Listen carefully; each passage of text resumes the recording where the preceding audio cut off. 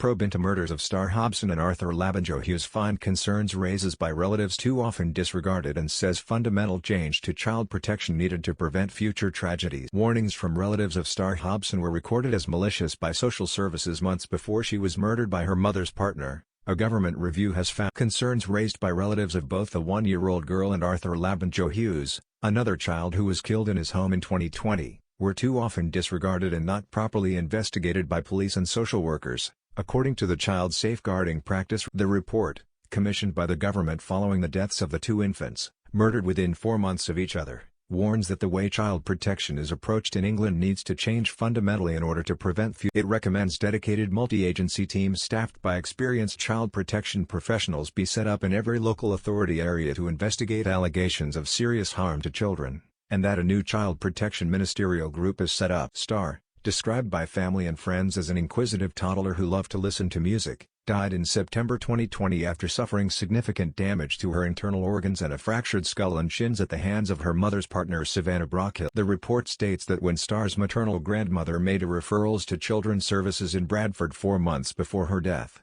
the social work team visited the household and concluded that the referral was malicious. Following another visit on 4th of September, after the grandmother raised further concerns, the social worker noted that the home was clean, warm and tidy and that the referral was once again deemed to be malicious and the concerns were not substantiated. In the case of Arthur, described by family members and his teachers as a happy, healthy young boy who always had a smile on his face, his paternal grandparents raised concerns about bruising in April 2020. Police denied a request for a visit based on their observation of Arthur the previous. Social workers made a visit the following day and no safeguarding concerns were identified. Later that month, the grandmother and other family members raised further concerns of bruising on Arthur's body, but it was decided by social services that no further investigation. Less than 2 months later, Arthur suffered cardiac arrest after sustaining a severe head injury, and died the next day. The report notes that one of the contributing factors to both of the children's death was source bias, a tendency to interpret information depending on its source not substance. For example, the view in Star's case that family members' referrals were malicious. It recommends that from now on no referral is deemed malicious without a full and thorough multi-agency assessment, including talking with the referrer, and agreement with the appropriate manager. The report also states that the two tragic cases showed that inexperienced professionals, social workers in particular,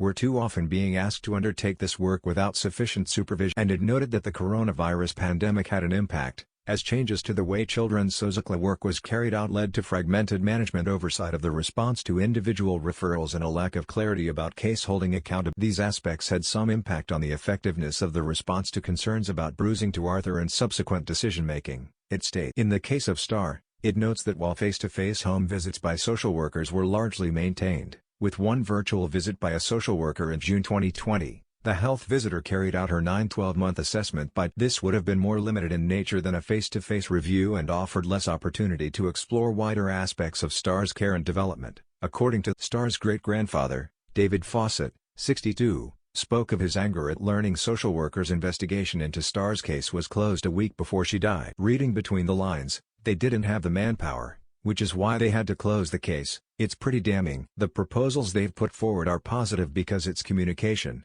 That's where Star was failed, a lack of communication between how it was run before was pretty shambolic, but I am optimistic something can be done and lessons will be learned. The reviewers found that the fatal abuses suffered by Arthur and Star were not isolated incidents, but reflective of wider problems with poor information sharing and weak decision-making. The panel interviewed just under 80 professionals in Bradford, Birmingham, and Solihull, as well as the children's family members, including Star's mother and her mother's. It also drew on 1,500 rapid reviews of serious incidents since it was formed. It said existing multi-agency arrangements for protecting children are more fractured and fragmented than they should be, and promising approaches are implemented patchily across the country. Review chairwoman Annie Hudson said, Arthur and Star suffered horrific and ultimately fatal abuse. But sadly, whilst their individual stories are unique, many hundreds of children are seriously harmed each year. At the moment, each professional who comes into contact with a child holds one piece of the jigsaw of what is happening in it. Our proposed reforms would bring together experts from social work, police and health into one team so that they can have a better picture of what is happening to a child, listening carefully to relatives' concerns and taking necessary actions to protect. Sir Peter Wanless, NSPCC Chief Executive, said Arthur and Star's deaths have left a lasting scar on the nation, adding, It is heartbreaking that it had to take these tragedies to shine a light on the shortfalls in the child protection system. This review lays bare an all too familiar story of a system struggling to cope.